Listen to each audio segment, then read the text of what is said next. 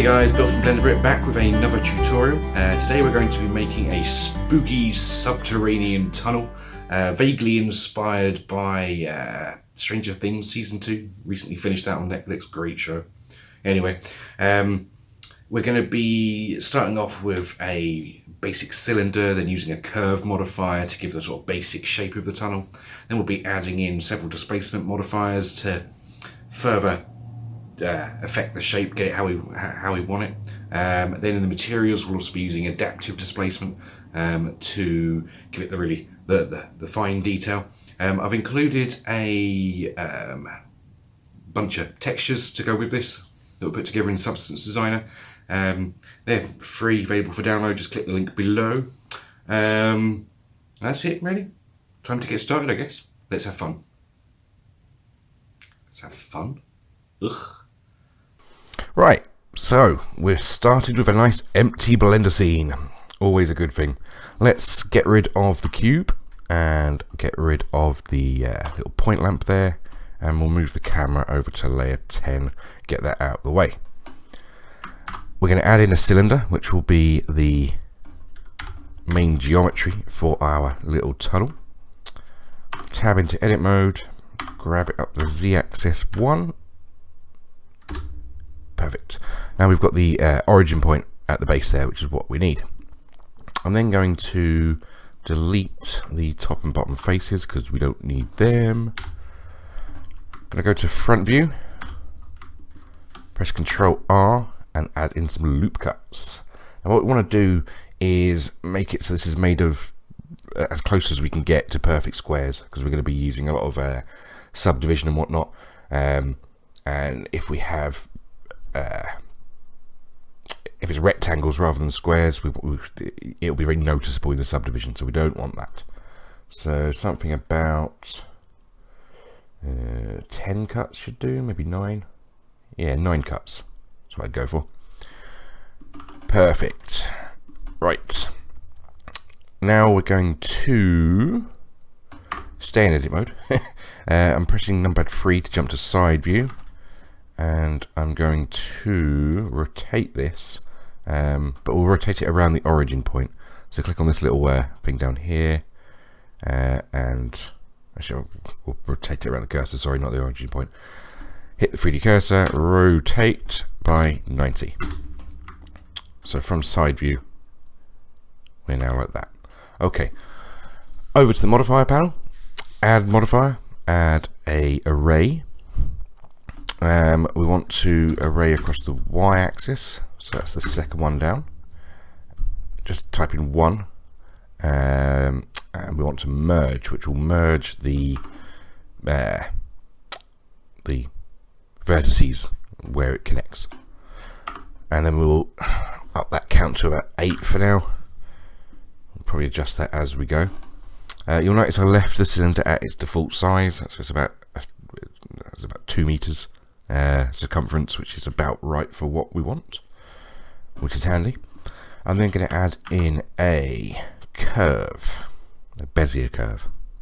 And what we're going to use this for, and you've probably seen this in other tutorials on various things, is to lay out the basic shape of our tunnel. Yeah. So first thing we want to do is rotate this by, and we're rotating this in object mode. It's important to get this bit right, because if you don't, the modifier we add will, to be honest, I'll probably screw this up anyway, and you'll see what it'll do, but it won't follow the path in along the axis that we want it to. So from top view in object mode, rotate by 90. Okay. Now we'll take these chappies. Currently this path's the curve's going in the wrong direction, so we'll jump that back over to median point. Double tap A so we've got the whole curve selected, and then rotate it by 180. Again, this is from top view. I'm going to rotate this bottom one now by 45 so it's nice and straight, and then grab both of these along the y-axis by 1, and then the start of our curve matches the origin point of our cylinder. I'm then going to grab this one and move it all the way up to the end. And this is where we see if we got the orientation right. Probably not, knowing my luck. We're going to add in a subsurface, so we've got a few more polygons to work with, and then a curve modifier. With the curve modifier selected, we want to select our curve. But first, let's keep this all neat and tidy. So I'm going to name the cylinder tunnel, and then I'm going to name the curve path for the tunnel. Awesome. Okay, so let's change that to path tunnel, and you'll see immediately what I'm talking about.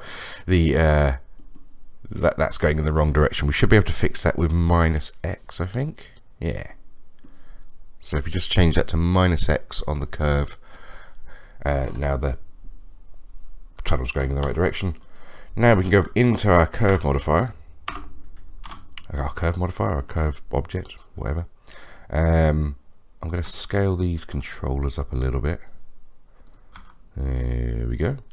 And then with both of them selected, I'm going to subdivide it once, so we've got a middle one as well. And you'll see what I mean. The geometry is automatically following the path of the curve, which is groovy. Okay, from this point then, I'm going to jump to front view. I'm going to activate layer 10 where we put our camera, and then I'm going to press Control Alt number pad 0, and that will bring the camera to the direction we're facing. And then I'm just going to move the camera into about here, so we're looking down the tunnel, and that will allow us to get our shape correct. Where's my path gone? There it is. Okay, so what we're looking for here is for the end of the tunnel to disappear out of view, something like that. But we also want the middle of the tunnel, thank you, to dip down a little bit like that. Maybe not quite like that, actually. Maybe I'll just grab that bit. Yeah, something like that's good. And then we can get away with a little less length on there. Oh no, we can't see, but you can still see that there. So we'll leave that at 8. And that should be okay, I think. It's not quite how I had it in my one, but that doesn't really matter, does it? It's the shape of the tunnel. You can make it any shape you want, so I think that will do nicely. So we'll leave like that. I'm now going to select the tunnel itself, tab into edit mode for a sec. In fact, I'm going to apply the array modifier because we've got the length that we want. I'm just going to flip the normals. See here, flip direction, so the faces are facing inwards, because that's the direction we'll be looking at them from. And I'm going to turn on smooth shading. Okay, time to get to the fun stuff. We're going to be using 2 types of displacement. We're going to use the traditional modifier based displacement for the basic shape of the tunnel. Then we're going to be adding in micro-displacement for the fine details. Fun. So let's add a displacement modifier, like so. What you doing? Turn strength to 0 for now, and we'll call this tunnel displacement. Displacement 1. Groovy. Then I'm going to click that, change this to a clouds texture. No, I said clouds, pay attention, thank you. And I'll just turn the strength up just a little bit so we can see what that's doing. A bit more perhaps. Yeah. No, 0.3 for now. And now we're going to play with the size to get what we want. So this is going to be quite a big displacement. So probably something about 1.9, or maybe even higher.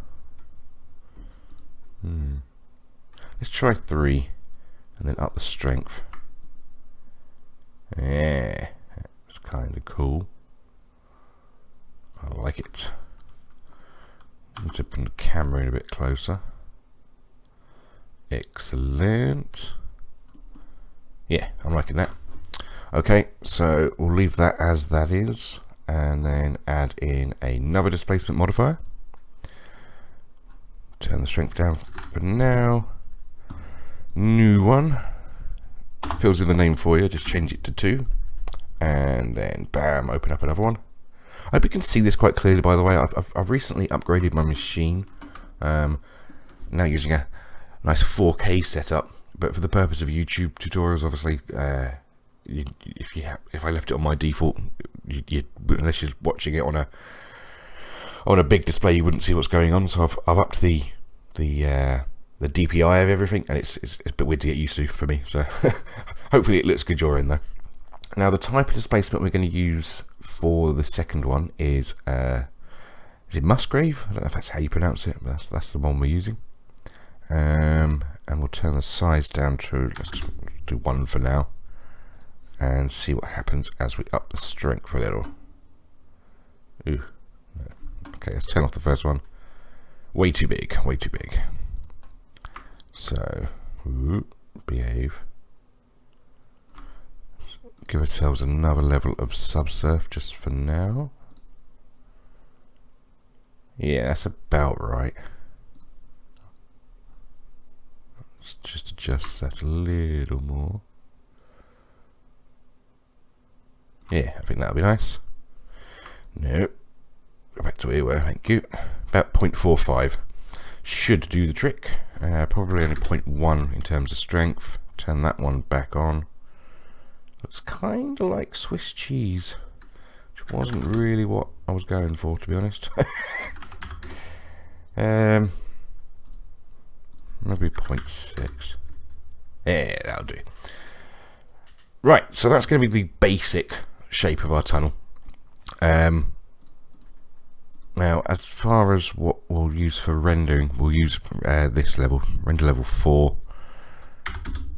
But for the viewport, we'll stick to about 1, and that gives us our basic shape for a tunnel.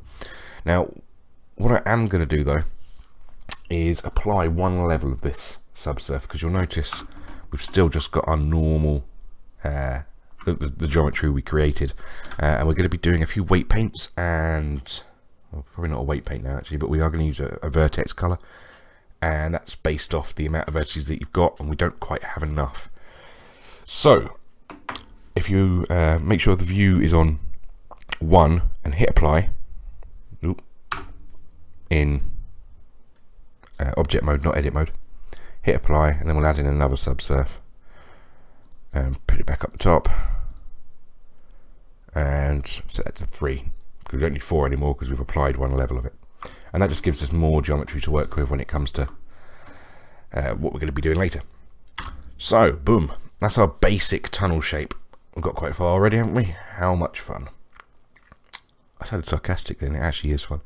Basically it's really early at the moment. I got up at like 4:30 in the morning to record this before the annoying kids wake up and make it impossible. So if I sound a little tired, I do apologise. What should we do next? We should add in some lighting. Yeah, that's what we'll do. But before I turn to rendered mode so we can see what we're doing with lighting, I want to get a few settings right first, so we'll get that out of the way. So go to the render tab. We're going to want to change this to experimental, because we're going to be using micro-displacement. We'll leave it on GPU for now. Resolution's fine. La-de-do. Samples fine. These are some defaults that I use. I recommend putting them in to cut out noise. If you've already got some setups that you use for it, then ignore me. But if you leave it on the default, you might want to put these in. I find them really useful. Put a clamp direct to 8, clamp indirect to 1. I think light sampling's at default at 0.01, but if not, change that. That goes a long way to cutting out fireflies in my experience. Sometimes you'll need to adjust it, because sometimes that clamp can be a bit harsh in certain scenes, but for the majority it works really well. Under light paths, this is a setup I tend to use by default. It's not quite the amount of bounces as what they call full global illumination, but it's more than enough for 95% of the scenes you're going to make, including this one. So take a look at the numbers there, jot those in if you need to. We might fiddle with that a little later, but it's a good place to start from. I am, however, going to turn off caustics because it's just too slow. I also put filter glossy to 1. Again, cuts out on some of the noise with the really glossy reflective materials. And everything else I think we'll leave as is. Yep. Cool. I'm using a few add-ons, by the way. You also might want to enable the default ones. I use just type in tile, auto tile size, which does what it says on the tin. Basically, you don't have to muck around with the render tiles. If you're switching from CPU to GPU, it just picks good ones. Again, you might want to adjust a little bit afterwards, but in general, it does a fine job. And I also, and this one is important for this because I'm going to be using it a lot in this tutorial, Node Wrangler. So get that bad boy turned on. We'll also probably be using Ivy Generator, but I'll activate that when we need it. Right, where was I? Oh yeah, cool. So that's some of the render settings. We're also going to go into color management. Now I have this on by default, but you may have this off. Filmic is a new color management, color profile thing that was added in 2.79. It is amazing. I'm not going to go into details about what it does, mainly because it's way too complicated for my brain to handle. But the differences it can make to the lighting in your render is phenomenal. I suggest giving it a good Google read up on it. But for now, just turn it on. So we're going to use Filmic. I'll leave that on base contrast for now. We'll leave all of that as default, but we will be coming back to this panel quite a bit as we progress. And yeah, I think we're good. We've got the settings we need. Okay, so I'm going to jump over to my node view. I tend to work on lighting and materials here. I just do. I don't know why. You know what it's like. You've got your way of doing things. I'm going to switch this over to rendered mode, and you won't see much at this point. So let's go over to the world view, click use nodes, and turn the background to 0. We're not using any background lighting. I've got to say, this is probably the first scene I've done in ages that hasn't used any form of HDR. It's almost weird. But for this type of scene, it worked well not doing so. Right, so I'll create myself a little area lamp. I'm just going to turn the preview off for a moment. There we go. Jumping to side view up here, and I'm going to move the lamp to basically look down the tunnel. So yeah. But if we little, I don't know how many people use this feature or not, but if you have an object selected and you double tap, there you go, R, you get a different effect with the rotation. I don't know what the proper term for it would be, but it's really good for just doing little adjustments to rotation when you're working at an odd angle like we are here. Yeah, so now I've got the area lamp pointing down the tunnel. Now, for the purpose of render speed, initially I'm going to whack the size up to something like there, but we will bring that down later when we add in volumetrics, because I want to create a slight sort of God ray sort of effect, and we need a smaller lamp for that. So I'm just going to move that down its z-axis. It's z-axis, not the z-axis. And there we go. So we've got the area lamp set up, and now if I jump over to a rendered mode, it's going to give us a smaller render area to work with for now. Ooh, spooky. spooky tunnel. So we're getting there. Now all we need to do is up the strength. Let's try 500. Should work okay. Yeah, we'll leave that on 500 for now. Now, part of that filmic color profile thing I told you to turn on, part of what that does can be seen here. If we were using the default settings and set this something high, like 2000 or whatnot, that whole end of the tunnel bit there would just be super overexposed, bright white out. You wouldn't be able to see any of the detail, but you'd still be getting the same amount, if not less, light bouncing down the tunnel. So for a scene like this, you can really see the difference. Like I said, read up on it, because it's too complicated for me. But it's genius. It will change your blendering, I guarantee it. But for now, we're going to leave this on 500. I don't want the tunnel too well lit. It is supposed to be a spooky tunnel after all. And then what I'm going to do is duplicate that lamp, move it over here. Let's hit Alt-R to reset the rotation, and then rotate it just so it's pointing slightly up. Turn the strength way down on this one, like 20, probably do nicely. And just need to line it up with our scene there. Even 20 is too much. Yeah, 20 is too much. Let's try 5. We'll try 5 for now. Now, what I'm going to do in my finished scene, because I haven't actually finished my creepy tunnel yet. I'm working on something that's way outside of the scope of what we're covering today. But what I will do is have some actual elements in here that will light the closer part of the tunnel. But for now, I'm putting in this area lamp, and what we're going to do in the tutorial is just use this area lamp, and just to add a little bit of lighting, because even though it might be realistic to have just that one light source coming in and bouncing down the tunnel, it's just not very visually appealing when you've just got all this completely darked out black area taking out the vast majority of your render. So this little fake lamp that we're throwing in will help offset that a little. So we're good. Okay, so time to start working on the material of the tunnel and also the micro displacement to go with it. So we'll set that up first with the arrays here, not the arrays, the modifiers. There we go. Of which you've got quite a few. So we'll add in another subsurf, and we're gonna expand that a little bit. Change this one to adaptive. Now it's very important that this is at the end of the modifier stack. The adaptive displacement doesn't like being lost in the middle there. It needs to be the last one.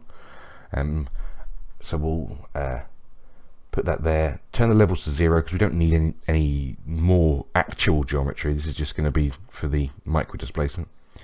Now there's some important settings here. I'd recommend reading up on adaptive displacement from another source. There's been plenty of tutorials on it, so I'm not going to go into a huge amount of detail. But basically, the dicing scale is what you adjust for the amount of detail that you want from your micro displacement. But the default dicing scale of 1 is normally quite good for most scenes, but because so much of the displaced geometry is, well, the entire render is this displaced geometry, I found even with my huge amount of memory that I've got on this machine that the dicing scale of 1 was a bit harsh. So for now I'm going to change it to 4, sorry. We'll bring that down when we get closer to a final render, but 4 for now, which will mean previews are in 32, which is very little detail. So in the viewport you won't get much detail at all, but when we render we'll get quite a bit. Anyway, I'm talking way too much. Shut up, Bill. Okay, new material, tunnel. Bam. we're going to delete the diffuse shader, as today we're going to be working with the principled shader, new one in 2.79. Basically a PBR shader, really good one. I love it. Anyway, let's bring in some textures. So load up multiple images. I'll be including these textures in the... Just realised I've not copied them in yet. Time to pause the recording. Right, so let's bring in the textures. Add texture, multiple images, and then we'll go to... Oh, where's up with them? There we go. So I've included 6 texture files with this tutorial, free of charge because I'm a nice guy.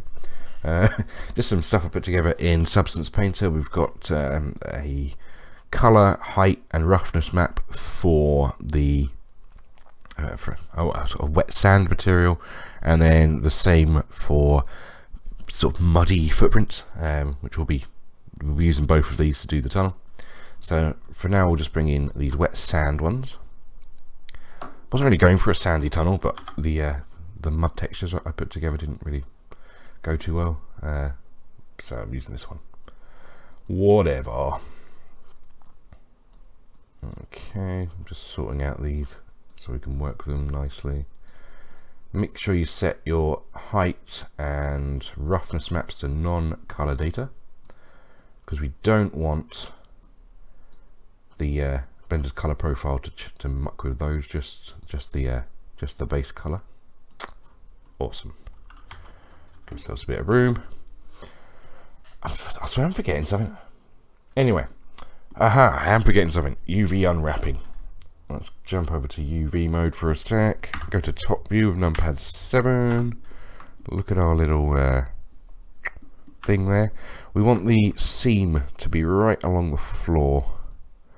Reason being is we're going to be using a different texture along the floor, and it will any seams we get from the other texture will get hidden by the footsteps. The footstep one we use. So let's put the seam in there. Control E, mark seam. Nice.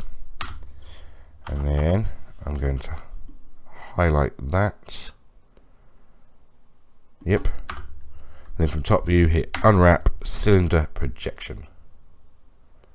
Give it a sec, and bam, we have a relatively good unwrapping there. You'll notice though that these aren't squares, these are rectangles. So it's kind of stretched out. So let's scale the y-axis by about 0.4. That should give us squares. Nearly. Scale y. Ooh. There we go. Make sure you only scale on the y-axis, because we do want this to fit the UV nicely, which it just about does. Yeah, that'll do. So we've got our UV layout. Let's go back to our little node editor thing there. Jump this back over to rendered mode. Nice. What I might do just for while we're working in here actually is turn down the amount of bounces so we can see what we're doing with a decent sort of update. There we go. That's a lot quicker, isn't it? Yeah. Okay. Let's do the micro displacement first to make sure that's working. So we're going to add in a math node, so it's a multiply, and that just gives us a little bit of control over the height map there, and then we'll plug that directly into the displacement like so. Then all we need to do is go into material, scroll down here to settings, and set that to true. And I'm not seeing much of that displacement coming through, which is a little alarming. Did I change that to experimental? I did. What are you doing? Has the world gone mad? It's the tiling. Okay. Oh, if you didn't see what I did there, with that node wrangler add-on enabled, if you hold down Control, Shift, and then left click on a node, it will automatically put in an emission viewer thing directly to where you've just clicked, so you can preview what any particular point of your material looks like. It doesn't have to be from a text, you can do it from any point in the material, and it will connect that up. It's so handy. Get into the habit of using it, trust me. Another great feature of Node Wrangler, which perfect time to demonstrate. I'm on the height map at the moment. I've got that selected. I hit Control T, and it automatically adds in a mapping and texture coordinate without you having to muck about. It's awesome. UV is already selected, so let's whack the scale up to about 8. Yikes. Well, that ain't right, is it? Let's try 4. That is going in the wrong direction. I have to rotate the old UV, I think. I don't remember doing that previously, but hey. Rotate by 90. Yeah, that's what we need. And then we'll bring this scale down to about 4. I think that's right. Maybe 3. I swear I had that higher number. It's weird.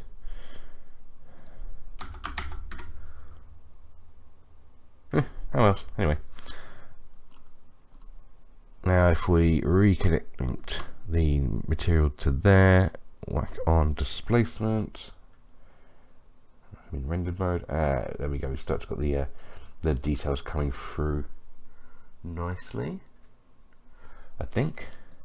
Let's up the strength.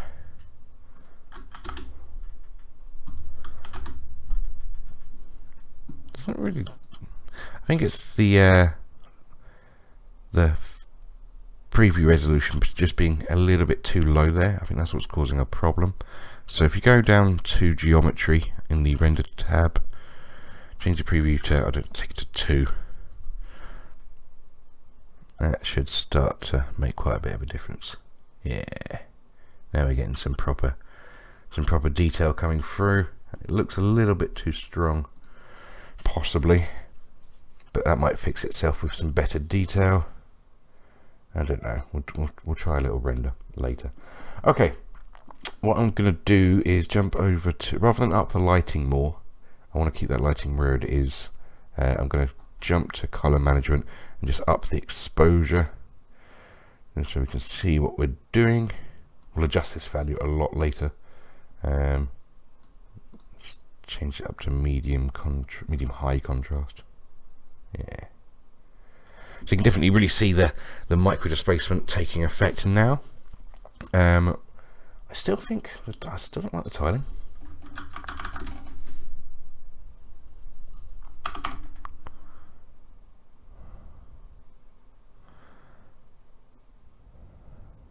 Yeah, that's a bit nicer. Definitely a bit on the strong side, I think, but we'll adjust that as we go. Now, someone pointed out on Twitter that you could start to see the tiling in this texture, particularly when the micro displacement's off. So we'll use a few methods to hide that, but let's save that for later. For now, we'll just get the basic material in there. Color's nice and easy one. We will add in a hue and saturation node to give us some more control over it, but in general it should be fine. Jump back that in the base color. Now the roughness, I'm actually going to invert. I'll show you why. I'll just connect that up. Oi, behave. Thank you. Okay, so these dark areas are kind of the shiny bits, as it were, and the white areas are the rougher areas. Whereas if we invert it, we get some of these cool kind of shiny bits. So like I said, I didn't want wet sand anyway, so I'm just using this because it made a good effect. Whereas that, there's hardly any reflective areas at all, but inverted, you get some nice little shiny bits which catches the light that's coming from the end of the tunnel quite nicely. So we'll do that. Drop that in roughness. Now we'll jump over to that. and you start to see what I mean. You're getting that kind of light bouncing down the tunnel. It looks pretty cool. I like it anyway. I'm going to tone down the little fill light. I don't know what we'd call it there. The little extra lamp we put in there, I'm toning that down a little bit. We just want a subtle effect from it.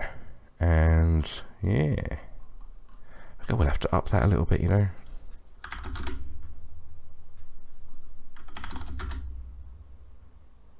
Just remember, because we're going to be adding in volumetrics and whatnot, which will dull some of that lighting down. I'm just upping it now. But yeah, I think that looks pretty good. Not too shabby at all. One thing I am going to do is bring down the saturation of the mud there.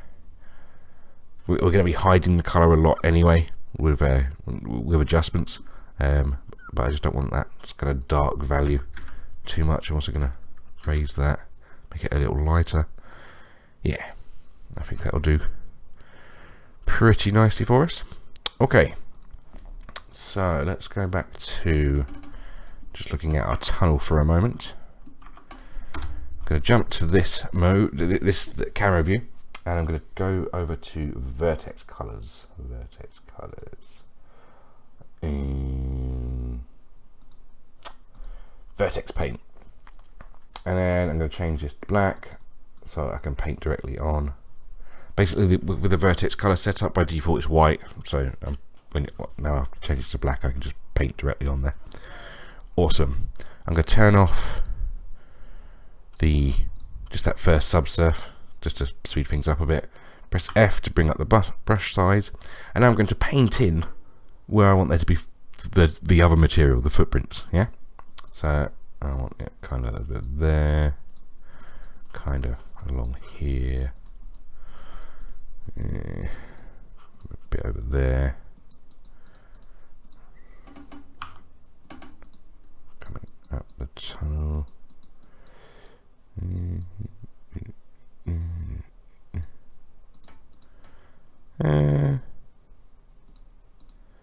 Yeah, it should do nicely. Now you'll notice that if you've got all these areas, you can just about see them in there, you've got all these areas that have been missed because of this, but it don't matter because we've already decided on our angle, and even if you get the camera and move it about a little bit, it's still not going to pick up on those areas, so that actually works fine for us. So now we've got our vertex paint in. I'm going to jump back to node view, and I'm going to add an input. Yeah, now again, you need that node wrangler enabled for this to work, I believe. But under input, vertex color, coal. That's our group of our vertex color that we just made. And drop that in, and it's already got an attribute node set up. So if I go to rendered mode now, and then preview that map, it's got the map we just painted in. Bam, good to go. So it's definitely seeing some of the areas that I missed, isn't it? We'll see how it goes. I might need to smooth that out a little bit, but hopefully we'll get away with it. So we'll just move that out of our way for a moment. I'm going to grab this stuff up here. In fact, I'm going to put it in a frame. Let's keep things neat and tidy, shall we, people? Boom. And now I'm going to go add texture, multiple images, and we're going to bring in our footsteps. There they are. And then basically do what we did before. So this is our base color, we'll leave that as it is. This is our height map, non-color data. This is our roughness map, non-color data. We'll control T that one and preview it. That's going to need it scaling way up. We want lots of little footprints. I can't even see them, can you? Maybe we'll do it on the roughness map, it's more obvious on that one. Yeah, it's too big. Too big. Let's try 8. Yep, 6. 4. Yeah, that's about right. Just want to make sure you can physically see the footprints. Maybe 6 was right. We'll try it at 6 anyway. So that's the UV set up for our second texture set. We'll add in the same controls we had. So hue and saturation for the color, a color ramp for the height map. This time we won't be inverting it though. We want this one to stay as is. What we may do though is bring up the black value a little bit so we get some so the shiny footsteps are a bit more noticeable. So we'll see how it looks. And the displacement, that control should really be over there. Yeah, screw it, that's good enough. Right, put that in a frame for the purpose of neatness. And we now have 2 materials to work with. Just to make sure that it looks okay though, we'll quickly dump that into the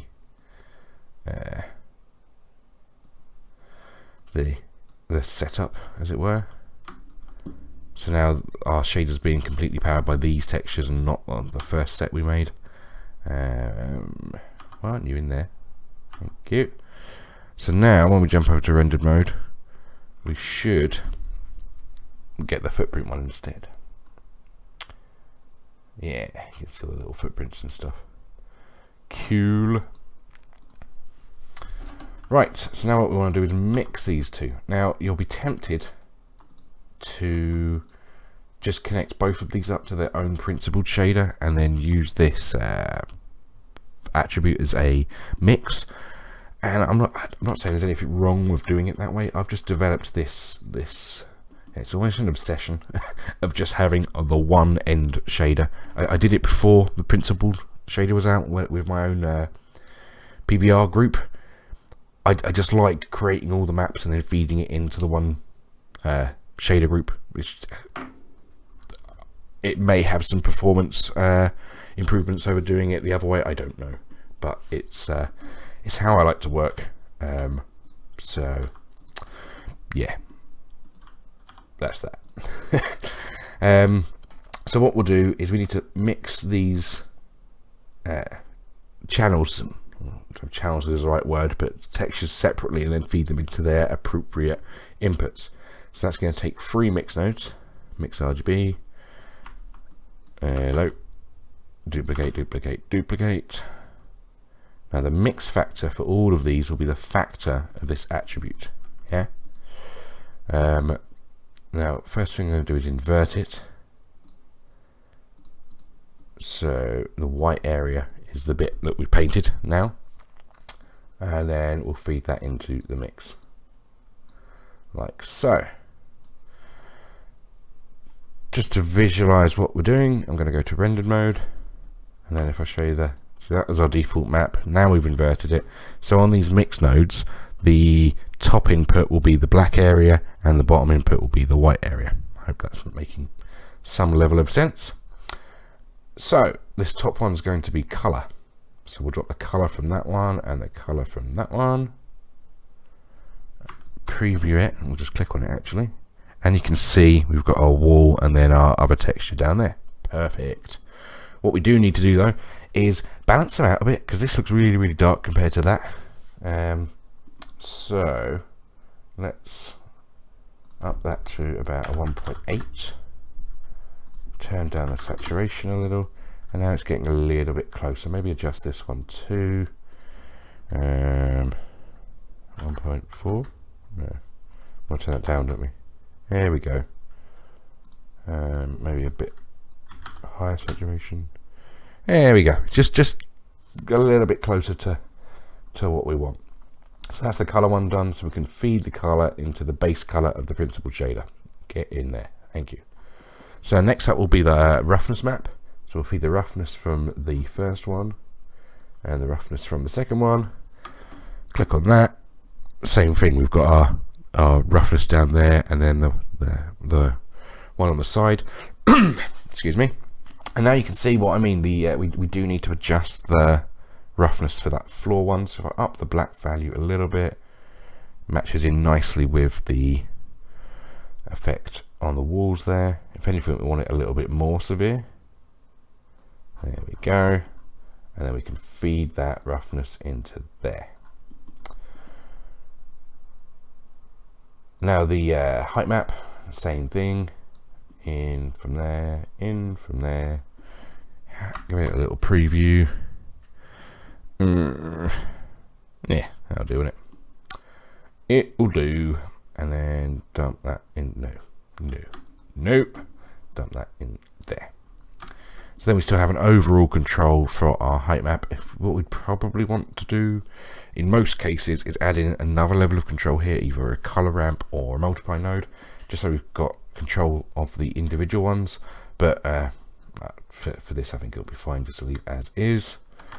I'm going to move these down here, just neatening up a little bit now. I hope I'm not waffling on too much, guys. This is a workflow I use a lot. Just this way of working in general.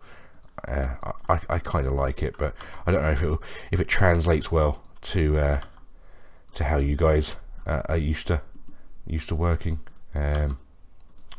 Hopefully quite well. But anyway, we've started to get our scene coming together now. What we really need to do at this point is have a proper render so we can see what we're doing, because this is looking a little too bumpy for my liking, which I don't quite get because we're using as far as I'm aware, this is pretty much the identical settings to what I did in my original one, so I don't get what's going on there. So let's give it a quick little mini render so we can see what's going. I'm going to add a couple of bounces to the light path. And what have we got it set to? Sampling, let's change that to 200, leave that on 1080p, and we'll give that a quick look. Okay, so there's our preview render, which you'll notice is looking very clean for 200 samples. I forgot to mention that I've got the denoiser turned on, and we need to tweak it actually. But you'll notice around here these little sort of black distortion areas. That's the denoiser doing that, but still, for 200 samples, and look at that image. Blender 2.79, you rock. Anyway, let's go fiddle that now. What do we think of it? Where is it? It's in the render layers panel bit thing. Denoising, make sure it's on, but we're going to turn that down to a 0.2 and turn that down to a 0.2, because at 0.5 it can be a bit harsh, especially on edges. Yeah. Now, one thing I did notice is our displacement's not great. I think it will do once we add in the volumetrics and change the lighting and whatnot, or change the colouring. I think it will be okay. But yeah, it's a bit on the bumpy side. One thing I did do while the recording was off is add in those controls I was talking about, the color ramps, and let's just go to material preview for a second. Come on.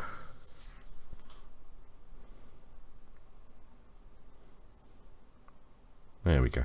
So yeah, by default, the maps look like the maps. I don't know how to talk, Bill. Maps looks like that, and it was just it's very, very chaotic. So I paused it mid render and just toned down the black values a little bit, like so, just to smooth out the displacement a little bit. It might also be an idea, to be honest, to grab the white values and tone those down just a tad as well.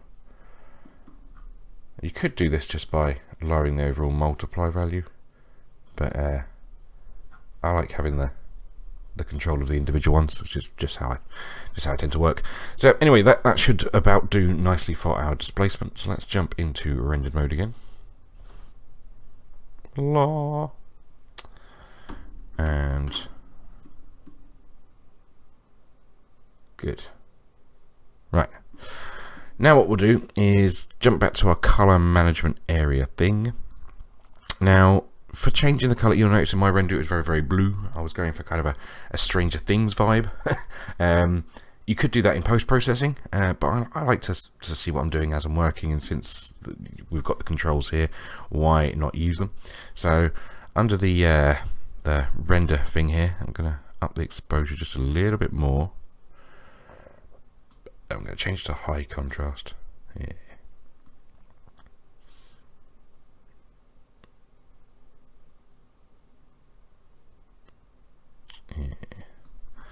Going to lower that fill lamp once again. It's almost seeming like we don't even need it. Uh-oh.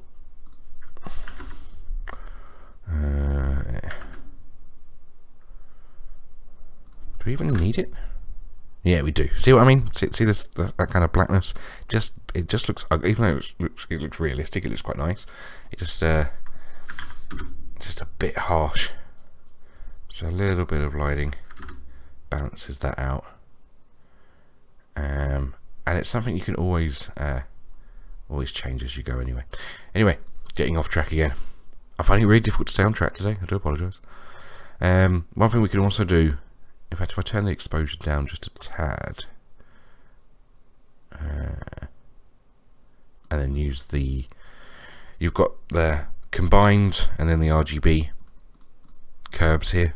We'll change the combined first, just to try and play with the values here, get the effect that we want. So now we've got kind of direct control over it. I love this. I love this kind of extreme lighting along some of the edges there. It looks great. I really like that. Anyway, jump over to the blue one, and we'll just do the same thing. Start to change the color about. I didn't want to do that, did I? No. Just get that kind of blue filter effect. Nice. I like it. We'll leave that about there for now. So we're starting to get somewhere. That looks like kind of a cool, creepy tunnel already. All we really need to do now is add in some volumetrics, and I was toying with the idea of leaving this out, but a few comments on Twitter made me change my mind. I'm going to put in the root system. On the render that I originally did, I put in some roots, and it just didn't look that nice. But I'll at least show you what I was attempting to go for, and you can decide whether to leave it in or whatever for your scene. So yeah, bam. Let's get on with that. Shift mesh cube. There we go. But I'm going to save. I have not saved, and that is a stupid situation to be in. Let's call it creepy tunnel tutorial. Save. Okay. So with this cube, I'm going to change it to have a maximum draw type of wired. And even when I'm in solid mode, it still stays in Y mode. And then I'll tab into edit mode, and we'll just make sure this cube covers our scene. Yep. Now I don't know if it's been fixed yet, but before you had to make sure that the volume didn't clip over the camera, otherwise you got some weird effects. So just to be on the safe side, I'm going to do that, though I'm pretty sure it doesn't matter anymore. But yeah. Oh, come on. Why are you being like that? Play nice. Thank you. There we go. So this cube will essentially be our volume. At the moment though, it's just got a default white diffuse on it, which is why we can't see anything. So let's add in a new material, volumetrics. I'm also going to call the object that as well. Volumetrics.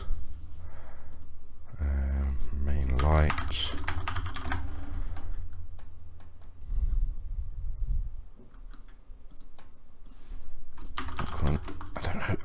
think it is a fill light, but I don't know the proper name for it, so I'm calling it a fill light.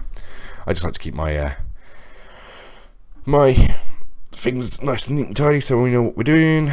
Okay, so let's select our cube, get rid of that diffuse shader, add in a volume scatter. Volume scatter. Boom, like so. Now, by default, with a density of 1, it's a little bit on the harsh side. You can't really see much. So we'll turn that down to about a 0.3. Ooh, spooky. Yeah, see, that's quite nice. I like that. Maybe a 0.2. So we're not going too crazy.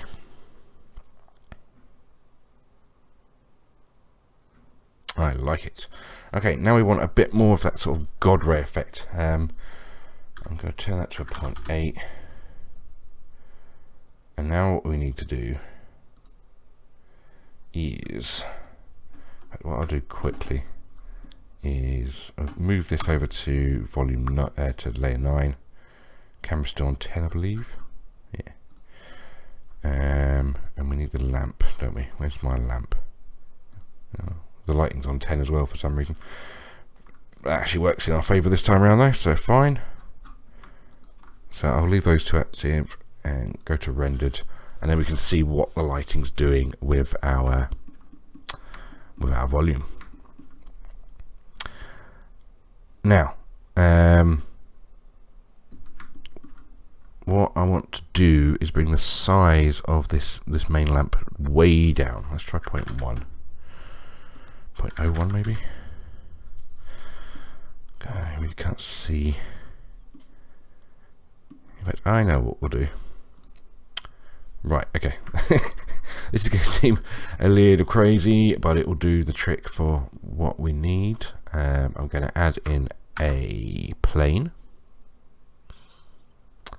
I'm going to give it a new material. I'm going to switch to material mode. Yeah, that should do the trick. And I'm going to have a mix shader, and one's going to be a holdout, and one's going to be a transparent. You're probably thinking, what the hell are you doing, man? But all will be revealed, I promise. Okay, so there's a noise texture, exciting stuff. Let's just whack the distortion up a bit to about there. Turn the scaling up to about there. Up the detail. Converter, color ramp. I just want to make the difference between these two very, very noticeable. There we go. Sorry, I'm just thinking you must be like, what the hell are you up to, Bill? Okay, so now we have a shader where the black areas are going to be a holdout, as in nothing at all, and the white areas will be transparent. I'm basically doing this to exaggerate the God rays a little. So if we now go to, just trying to move this into the right place, grab that up to about there,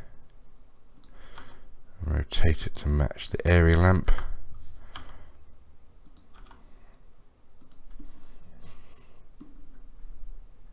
I promise you I'm not insane. There is method to my madness, I promise. Okay. Hey, there you go. How cool's that? It's a bit close to the lamp though, isn't it? There we go. Render mode again. There we go. So now you can see the sort of God ray effect, as it were, a little more clearly. Yeah, I like it. And even though it won't be that noticeable in the actual render, I like the effect. It's a subtle difference. Now, what you should really do is change this to a sunlight, because then you'd get, you can't see it at that level, Jesus. It's just too bright to even see it. I think it's just because we're looking at it from the outside, but you get much straighter. If you can just see it there, just kinda. You get much straighter looking god rays. But I found it really quite noisy for the scene. So I'm sticking with an area lamp.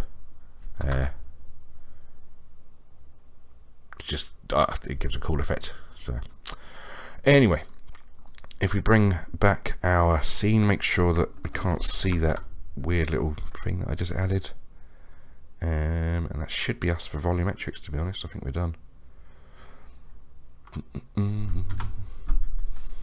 I love that little method. I think I got the idea from Gleb Alexandra from one of his lighting tutorials. That one in the attic. Maybe he did it slightly differently, but that's where I got the basic idea from, and it works really, really well. Now you'll see what I mean. You can't really see the effect of those god rays, but if you do a render side by side, it is a noticeably nicer effect. So we'll leave it in. Yeah, it should work pretty well. I like that. Okay, so let me just show you how to do those vines, which I still didn't particularly like, to be honest, but hey. We'll turn on the Ivy Gen add-on. I'm going to tab to edit mode for a sec. I heard it helps if you have the correct object selected. There you go. I'm just selecting a little vertex at the top there, and then I'm going to place my cursor at the selected point. It'll make it a lot easier if we're here. Here we go. Shift A, curve, add ivy to mesh, and it will start building ivy from that point. Not. See, because of the displacement, it's moved quite a bit away from where it is, but we'll be able to fix that. That's fine. I have real trouble moving this sodden 3D cursor around sometimes. I really do. There we go. So now the ivy's starting to follow the path, as it were. It doesn't really matter where this goes because we're going to move it anyway. We just want the rough shape of the tunnel, basically, and then we'll use proportional editing to move it about. Anyway, let's expand this up a little bit. We don't want it to grow leaves because we're not actually making ivy. I'm just using the branches. There we go. And let's change some things around. So maximum time we'll leave off. I don't like that. Let's change the size to 4. Yeah, crazy. Yeah, looks pretty good.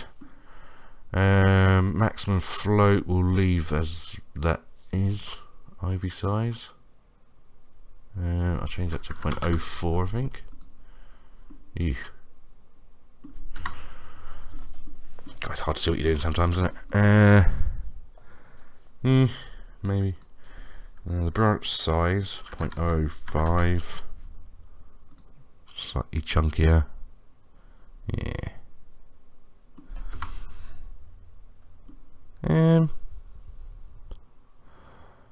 Yeah, I think that'll work. Maybe a bit chunkier. I'm liking the word chunky, apparently. Ooh. Maybe a bit too chunky. Yeah, we'll leave it. That's fine.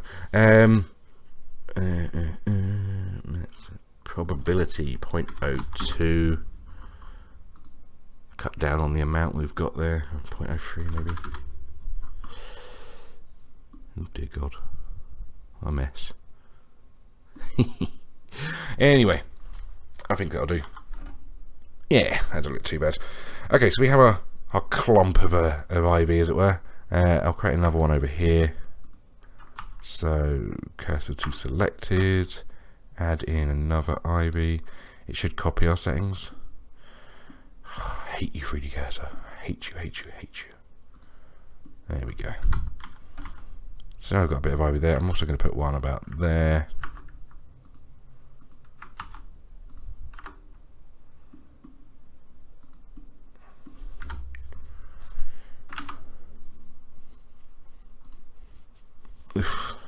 It'll do. Okay, so now I'm going to zoom way in here, and what we're going to do is select these individually and have a bit of a play. So turn this to enabled. You've got connected and enabled. We'll be using both. Enabled will, I'll just show you, it's easier. Let's grab a specific point on here, and then when I hit grab, you'll notice it's grabbing all the ivy based on how much I scroll the mouse wheel. Yeah, so we can just start to mold the shape a little to how we want it to be. We kind of want it hanging down in a creepy manner. There we go.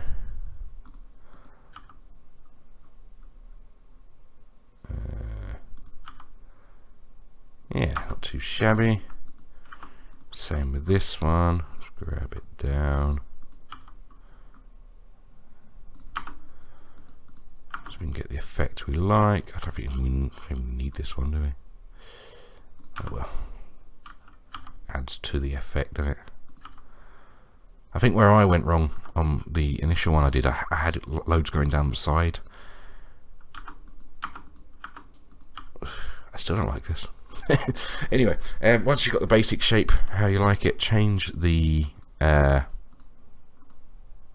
proportional editing to connected, and then it will just grab individual strands rather than the whole lot, and then you can just have a couple of these kind of ones hanging down to catch the light and create a kind of a, what's the word I'm looking for, it's almost like a, just get that nice sort of silhouette effect against the bright light in the background. Looks pretty cool. Yeah, I think that'll do.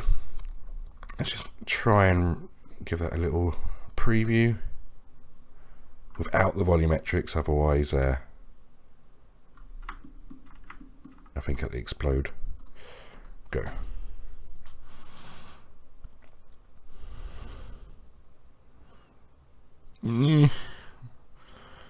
Oh, it's not too bad, I suppose. I get really frustrated when I can't get something to look like perfect straight away, and it doesn't. So that's why I was going to leave it out. But hopefully you'll have more luck with it than I did. I'm just going to create a material for it. What are they called? Roots, I suppose.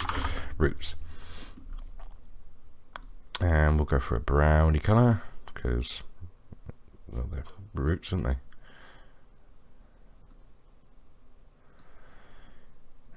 But we want it to mix in with the rest, so a lot less saturation.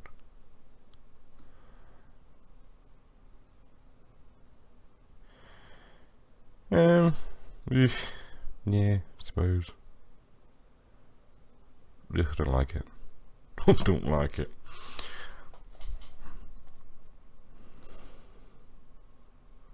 Maybe up the value a bit.